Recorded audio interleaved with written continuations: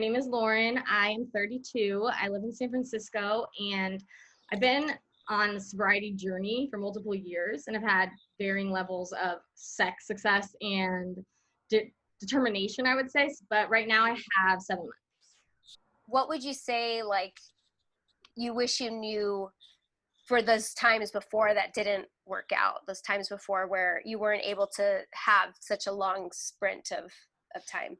I would say what I wish I believed or what I wish I understood, because I knew all the things, and that was actually might have worked to my demise, because people would tell me things. I'm like, I've heard that, I understand, I know, and it just didn't necessarily stick with me for whatever reason.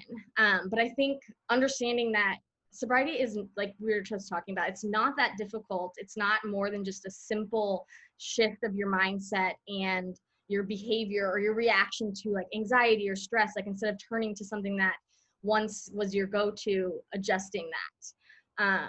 I think thinking of it more simple would have really helped me. I also wish I knew that to other people, it's really not a big deal either. I don't know if it was different times or just my own perspective, or I was delusional. That could have been the case. But I felt like I was going to be very singled out if I wasn't drinking. And I did run into experiences like that were harmful, that I think I wish I would have overcome better. Like things at work with people, like, why aren't you drinking? Like with clients, for example. I felt like people would either be like, oh, she's not drinking, there must be something wrong with her, and like shy away from me, which I wish I understood is not really the normal reaction. Like now, if I say I don't drink, they're like, okay, cool, or I just order something different. Like, it's really not a big deal. Right. What do you say about why you got sober?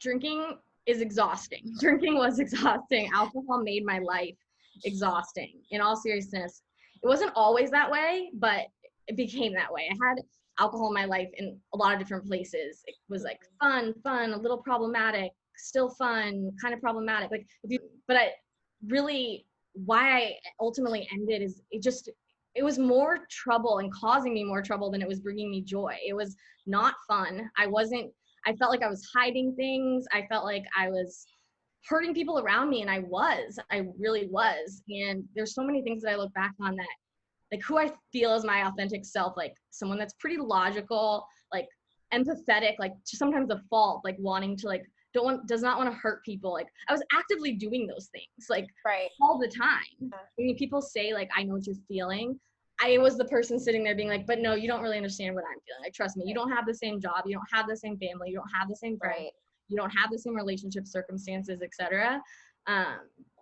So I really did. I think at times I thought myself as, like, in my own head, is like the exception to the rule. Like, well, I'll be able to moderate a little bit. Like, they couldn't, but like I can. Like, I can do this a different way. Like, this way will work for me. Right. And I also think I have had these conversations, and it doesn't have to be like rock bottom to recognize that I think this is said a lot, but to recognize you have a problem, or your relationship with alcohol is not serving you anymore. I, like, looking back on my drinking career, I had multiple rock bottoms, or things that I would consider like the worst things that happened to me when I was sober, or when I was drinking, that did not get me sober. My actual change was literally like a shift in, like, my ultimate mindset of how I wanted my life to be. And knowing that drinking was keeping me from that on multiple levels. It's like a really scary place where you're isolating from people, right? Like, because they don't get it, they don't actually know what I'm going through. And then also it's isolating you from yourself, because your true self, your authentic self, is no longer able to shine through when you're drinking.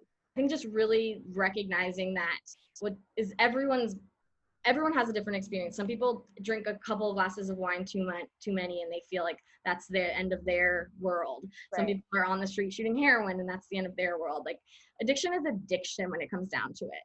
Right. That's something else that I had to understand. Having a partner that was also in addiction at the time, two people in active addiction trying to help each other with all the love and the best of intentions in the world. Yeah. So I've heard of people getting sober together, but it doesn't always happen that way. But for me, like, on paper, I would say like his addiction, people would think it was quote unquote worse just because of what the substance was and some of like the consequences. So I was almost able to like say I was taking care of him and I wasn't that bad. I wasn't doing that. So I'm not that bad. Right. But not taking the step to look back like that's his path and this is my path and where I'm going on mine is I'm leading to the same way. I'm leading to the same thing.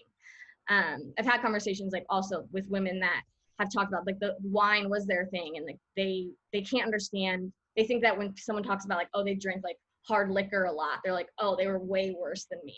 Right. And I understand like that doesn't serve you to like think of like like who's worse than who. Right. Like, if it's damaging your life and damaging your relationships, like it ideally needs to be addressed. Sadly, like we've pushed the bar so far off of what it means to ask for help, or like when you can ask for help and when to say enough is enough, so far off that like, you know, we don't think people have a problem.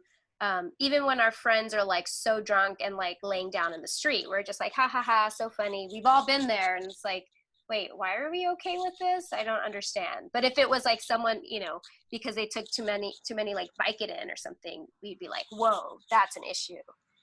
So what motivates you to keep on going? Like you've had, you know, stops and starts before, and then like now you're 7 months in. Like what has made this time different for you? Yeah, absolutely.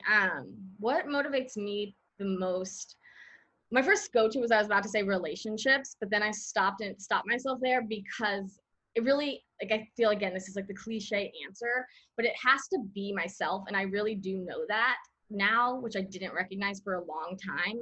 Like, so what motivates me is I'll honestly wake up and be like, I'm here. Like, I'm not feeling like I need to drink right now. Like my situation got to the point of like physical addiction, which not everybody's does, but mine unfortunately did. And once it gets there, like there's nowhere to really go except down. Like even if you were able to kind of hold on, you pretty much gonna go down. So the fact that I can just wake up and be like, I'm here, I'm present, I want to go work out right now. Like I can just go now, right now I can just go walk up and like go to my Zoom call for my work. But it's such like a little thing, but it's so important for me to actually recognize. Right. And the reason I stopped myself at relationships, which is really also a huge motivator, is just because I know in the past, relationships, like as much as I loved and cared for everyone in my life, it wasn't enough. Like I had both sides of the spectrum of like people crying, like asking me to stop doing what I was doing and hurting myself, to like threatening to withhold people, like family members from me, like not being in my life. And like, that was shocking and painful, but somehow it didn't get through to me. Right. And it just has to come from myself, I guess is like the best way to put it. But once I have that, like my relationships now are so much greater. And that, again, these are all things that I feel like are just like that people say, but it actually is 100% accurate. Like so much greater than when I was hiding things or even just trying to put on a presence that wasn't accurate. I feel like I'm like getting my voice back almost, that was like one, like muddled by alcohol because you're not thinking correctly. But also I feel like in my drinking experience, like once I felt like people were kind of like on to me or like looking or watching my drinking, I was like hyper aware of that. And so like try to be more like closed down or just make sure I wasn't doing anything out of the ordinary. And that is another exhausting way to live. Like you're trying to live, but you're also wondering, are people judging me right now? Do people think I'm drinking even when I'm not? Like, like that was exhausting as well. So I'm just motivated by like the internal feeling, and then just having real relationships that I know I can like call my parents and they're probably not, or they're not going to be wondering like, what am I doing on the other end of the line? Like have trust back. Like I have friendships that I hadn't talked to in a while that I'm rebuilding as well, and not to mention like a lot of new relationships and friendships with people that I met in sobriety. That it's great to talk about things that, as much as my parents and best friends and even some counselors like had best of intentions, I don't feel like anyone understands like it unless you have gone through it. And for whatever reason, like addiction and like drinking, it seems like it's a very like unspoken thing. Like you don't want to call people out on it. Like, and I always thought, because I guess I always thought like, oh, no one said anything, so it must not have been that bad. But it's just something that is kind of unspoken at times. Like, I don't want to ask my friend, like, you kind of seem like you've been drinking. Like, that's I don't want to do that either. So I know people didn't want to do it for me. So it's something that I wish didn't have such a bad stigma about it, and could be just talked about more openly, like asking for help or just like admitting that it's going on. Like the point about shame, that was a huge part of my I guess internal feelings and what kept me drinking for a long time too. Like the shame and just guilt and like just hating myself for like things I had done was so overpowering that I was like, I would just drink again over it. Like, because drinking made me like not feel that anymore. And then it was just a cycle on and on and on. And it is difficult to stop. So when I say, like, when we're talking about being like simple, you just don't have to drink like for today, or if you're like one day at a time, all those things, like that is accurate. It is simple, but actually making the mind shift is very difficult. Yeah. And I think we're lucky now. There's so many different resources and different, like everything. It's a lot more talked about. At least that's what I was saying. I don't know if it's just actually is more talked about, or I just see it more. What do you consider your sober toolbox that has helped you get to this far? Like I was touching on previously, I went to AA meetings a lot when I felt like 5-6 years ago. But again, I thought I was like the exception to the rule. Like I met a bunch of cool women, cool guys, and we were going to the meetings, like fellowshipping, what they call, afterwards, and everyone was getting sponsors and starting to work the steps. And I was like, well, I don't actually need to do the steps. Like I'm going to go to the meetings, but I don't need that part of it. But so going into that, I actually connected with a woman who is in AA and talked a lot about this. And so she positioned the steps to me as more of like a spiritual journey and taking what you want and what you can get from it. And so I have begun working the steps. I can't speak very much to it because I'm still very new into it and still like dabbling, and I'm not like gung-ho about everything there, but I do see a lot of value in it. So in terms of my program, the woman that I work with on it is a very huge asset to me right now, as well as just meetings in general, just for like stability and community. But on the other hand, I think community is a huge thing. So that's a big part of my program, whether it be through organized thing like AA. I'm also I don't know if you've heard like TLC, it's like called. Like, yeah. Oh, okay. So, you know, I know Laura McCowan's group. Yeah. Yeah. And I am in that, and I find awesome. Really valuable too. So it's a lot of like different like authors like host them every week, or there's one a day, like Amy Dresner, like Becky Valmore, and then like the guy who started Sands Bar in Austin. There's just a bunch of like cool people. So going to those, and a lot of books are like a huge part of my program, like podcasts, all the content that is out there. And so in terms of organized things, like that's what I do. And then I kind of have my own world of my, like the woman that I work with AA, she sends like a morning meditation to a lot of women.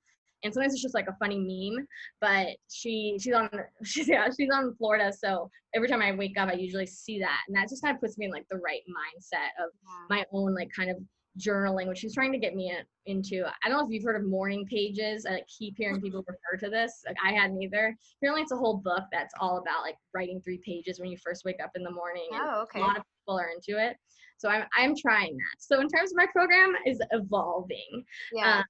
Just because I'm very cognizant of the fact of like what I've done in the past didn't necessarily work when I tried to stick to such a strict regimen, especially like partly because if I failed or went away from that, I was like, I'm a complete failure. Like then this is all done. Like the term progress, not perfection, was foreign to me. I was like, if I slip, like then there's no coming back from that. Yeah. So I think really I'm very open-minded and hearing what works for other people, and then taking those and kind of putting it in my own little sobriety toolbox. Yeah. And I would say in the pandemic, there's so many different like resources. So every day I can kind of pick different ones depending on what's going on. So it varies every day, and it's pretty evolving right now. Yeah, I love that. And I think that's important, is that, you know, if someone's seeing posts about, you know, AA is not good, you know, because of the patriarchal system and all of this stuff, I think it's still important to even just try it anyway.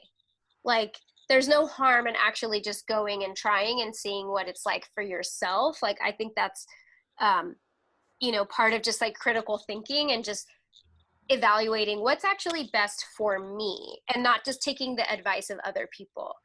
And it's the same way, I think, even just like deciding not to drink, like, you know, if I'm going to ask somebody's advice on what sobriety looks like, what they say may not actually even be remotely close to what my experience is going to be. I have to try it for myself and see if this actually works for me. And so trying all the things, adding in books, podcasts, whatever, going to meetings, like you can do it all. And then you can also decide, this isn't working. I'm going to cut out a certain part of this program